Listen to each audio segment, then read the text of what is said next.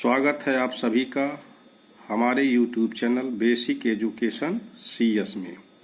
आज हम आपके लिए लेकर आए हैं फुलवारी कक्षा 4 कार्यपुस्तिका पाठ 4 बोलने वाली गुफा। चलिए शुरू करते हैं। पहला प्रश्न है, शब्दों के अर्थ लिखें। इधर शब्द दिया हुआ है और इधर उसका अर्थ लिखना है। तो पहला शब्द है असमंजस। असमंजस का अर्थ होता है दुविधा। फिर दूसरा है अंदाज। अंदाज का अर्थ होता है अनुमान। अगला है तीव्र। तीव्र का अर्थ होता है तेज। और खूंखार। खूंखार का अर्थ होता है हिंसक। दूसरा प्रश्न है, समानार्थी शब्द लिखिए। समानार्थी मतलब पर्यायवाची। तो इनके तीन तीन पर्यायवाची लिखने हैं। जैसे लिखा हुआ पहला मुंह, तो इसके पर्यायवाची हैं चेहरा, मुख, मुखड़ा। इसी तरह से वन के समानार्थी शब्द जंगल, कानन, विपिन। नेक्स्ट, चंद्रमा का पर्यायवाची या समानार्थी शब्द शशि, चांद, इंदु। इसी तरह से धरती के समानार्थी शब्द भूमि, धरा, वसुधा। इसी तरह से तलाश के समानार्थी शब्द खोज, अन्वेषण, जांच। नेक्स्ट है अंदर। इसके समानार्थी शब्द हैं भीतर, आंतरिक और अंदरूनी।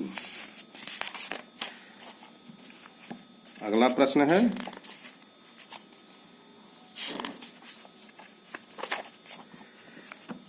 सही कथन के सामने सही तथा गलत कथन के सामने गलत का निशान लगाएं।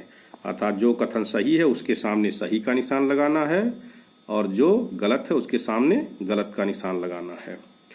पहला है, लोमड़ी को आभास हो गया कि उसकी गुफा में शेर बैठा है।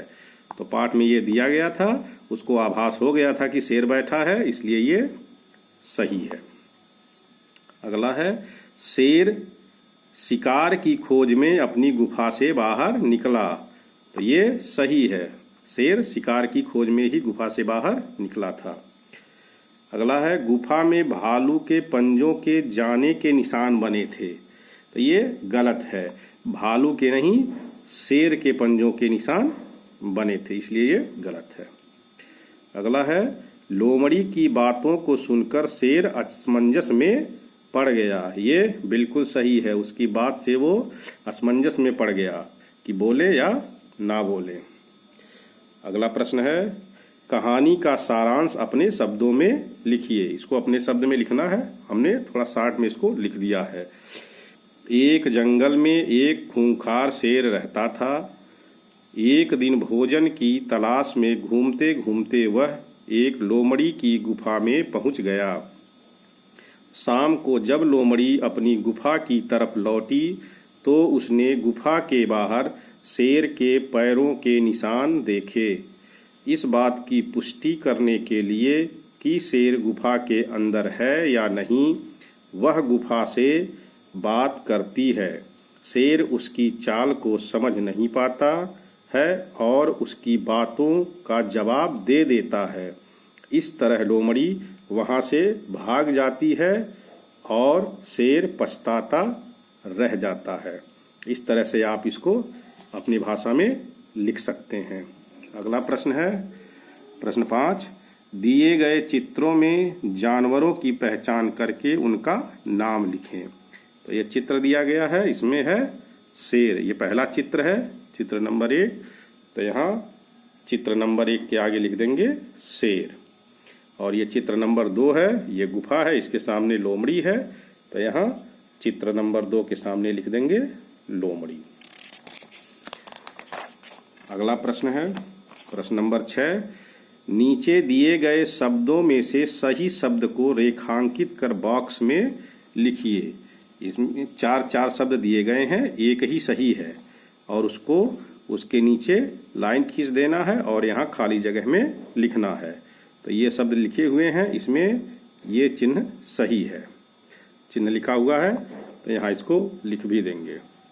अगला है, ये 4 शब्द लिखे हैं, इसमें ये शब्द सही है दहाड़। दहाड़ को यहाँ लिख देंगे। ये रहस्य लिखे हुए हैं लेकिन सब गलत हैं, ये खाली सही है। तो इसको निशान लगाकर यहाँ लिख देंगे रहस्य। और असमंजस बाकी गलत हैं, ये सही है, तो यहाँ इसको लिख भी देंगे असमंजस। अगला प्रश्न है प्रश्न नंबर 7। पाठ में दी गई कहानी को पढ़कर प्रश्नों के उत्तर दें। तो पढ़ने के बाद इसके उत्तर देने हैं। पहला प्रश्न है जंगल के सभी जानवर किससे डरते थे।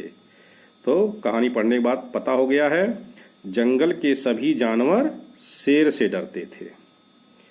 दूसरा प्रश्न है किस जानवर को अन्य जानवरों की अपेक्षा तीव्र बुद्धि का माना जाता है।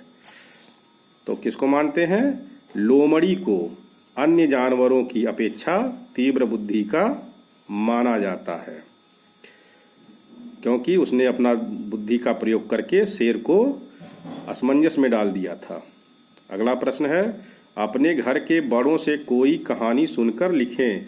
तो यहाँ कोई भी कहानी अपने घर में दादा दादी मम्मी पापा भाई बहन से किसी से भी कोई कहानी सुनकर यहाँ उसको लिखना है। ये हमने संकेत के लिए लिख दिया है, जैसे खरगोश और शेर की कहानी। इस तरह से पूरे अभ्यास को आप तैयार करके याद कर सकते हैं।